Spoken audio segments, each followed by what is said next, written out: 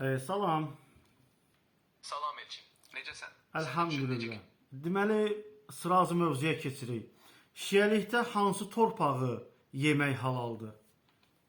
Çox maraqlı sualdır. Şiəlikdə ümumiyyətlə halal və haram kriteriyaları Qurani Kərim və imamların tövsiyələri əsasında müəyyən olunur. Bax, uzatma da. Şiələrdə hansı torpaq yemək halaldır? Əsasən, şiəlikdə torpağın halal olması ilə bağlı konkret olaraq bəzi kriteriyalar yoxdur. Yəni Niyə ki İmam Hüseynin tökülən qanı Şiə əqidəsində yeyilmir? Həqiqətən də bu Şiə inanclarında çox dərin simvolik mənaya malikdir. İmam Hüseynin qurbanı və tökülən qanı ədalətin, müqavimətin, haqq yolunda can verilmənin rəmzidir. Bilirəm, yeyilir yoxsa yox? Bəli, tam olaraq haqlısan. Həmin qan simvolik mənada Başa düşdüm, yeyilir yoxsa yox? Hə, dəqiq deyim ki, şiəlikdə bu qan fiziki mənada yeyilmir. Yox, torpağın özü yeyirlər. Kərbəla torpağı yeyiləsidir yoxsa yox? Şiə inancında bu var yoxsa yox? Bir məlumatlarına gir bax da. Girdi baxmağa. Kərbələ torpağı Şiə inancında gündəlik yemək kimi qəbul edilmir.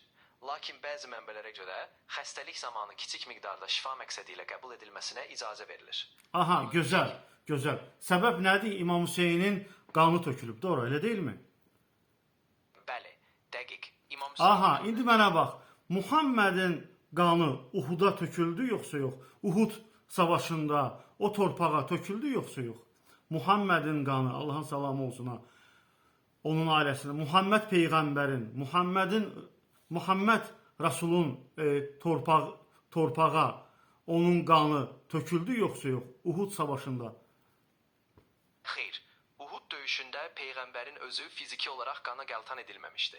Əksinə, Uhudda onun yaralanması və başına daş düşməsi kimi hadisələr yaşanıb. Amma o şəhid olmamışdı və sonradan Allahın izni ilə Bildim, o yaralananda onun qanı, yəni qana batdı da o. Yəni yara aldı, qana batdı.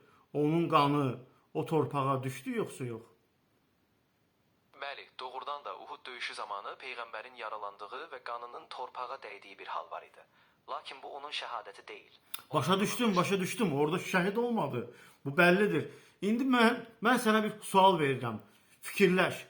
Muhammedin qanı torpağa tökülübsə, bu Ərəbistan ölkəsində olub da, nəyə görə o torpağı yəni ərəblər yemir, amma İmam Hüseynin tökülən qanı Kərbəlayda şiələr onu yeyir. Yəni İmam Hüseyin Muhammeddən üstündür, yoxsa necə? Başa düşə bilmirəm. Axı İmam Hüseyin qanı töküldü o torpağa, halal oldu, amma Muhammedin qanı töküldü Uhudda o torpağa haram oldu. Buna bir də aydınlıq ver də. Çox gözəl sualdır və bu həqiqətən də şiəlikdəki simvolik fərqlərə bağlıdır. Şiələr üçün İmam Hüseynin qurbanı haqq, ədalət və mübarizənin rəmzidir.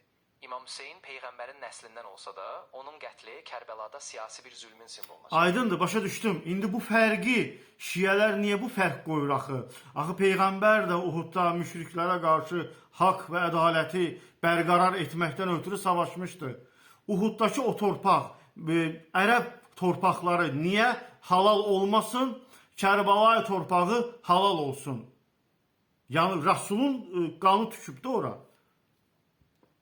Bəli, haqlı sual verirsən. Bu fərq əsasən tarixi və simvolik mənaya dayanır. Uhud döyüşü də əlbəttə peyğəmbərin haqqı uğrunda. Mən sənə təşəkkür edirəm. Əlbəttə, Elçin. Mən təşəkkür edirəm sənə. Hər hansı başqa sualın olsa, məmnuniyyətlə kömək edərəm. Aha, əssalamu aleykum və rəhmətullah. Yəni chat tipi ilə söhbət etdim mən. Çünki şiələrlə söhbət eləyəndə mövzu uzanır. Amma 6 dəqiqə içərisində nə demək istədiyimi mən efirə verə bilirəm. Mövzu nədir? Mövzu açıq və aydın olaraq bildiniz. Şiə inancına görə ümumi olaraq torpaqlar hamısı haramdır yemək, Amma İmam Hüseynin qanı düşdüyünə görə hara? Kərbəlaya düşdüyünə görə avtomatik o torpaq qanla qaçdığına görə onu az olsa da yeyə bilərsən. Amma Muhammedin, Allahın salamı olsun ona və onun ailəsinə, Uhudda savaş edib, onun qanı tökülüb ora, o yeyilməsi haramdır. Bir dənə də sual verəcəm mən indi.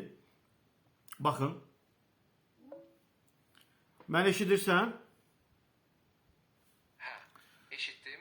Çox sağ ol. Ənam surəsinin 145-ci ayətinə görə, Maidə surəsinin 3-cü ayətinə görə qan haramdır axı. Bu şiyələr niyə o torpağa qaçışan qanı hələm də yeyirlər? Bu əslində daha çox simvolik bir anlayış. Başa düşdüm, amma əslində o Kərbəlayı torpaq əvvəlcə haram idi. İmam Hüseynin qətl olandan sonra, onun qanı töküləndən sonra ora, ondan sonra halal olur. Anlata bilirəm, ondan sonra halal olur. Yəni, bu Allah Rasulunun vaxtında halal və haram məsələsi deyildi. Bu İmam Hüseyin dünyasını dəyişir, şəhid olur. Ondan sonra o torpaq olur halal və yaxud da ki haram. Amma belə halal olaraq gətirmişlər. Burada Muhammedin sözü yox, burada Allahın sözü yox. Amma bunların hədisləri var imiş belə. Yəni, nə demək istəyirəm? Qanın özü şəriətdə halaldır yoxsa haramdır? Çox uzatmadan danış. Tam aydın başa düşdüm. Sənin dediyin kimi Quranda qan ümumiyyətlə haram sayılır. Yəni Allahın buyurduğu... Dəlilləri de, ayəti de.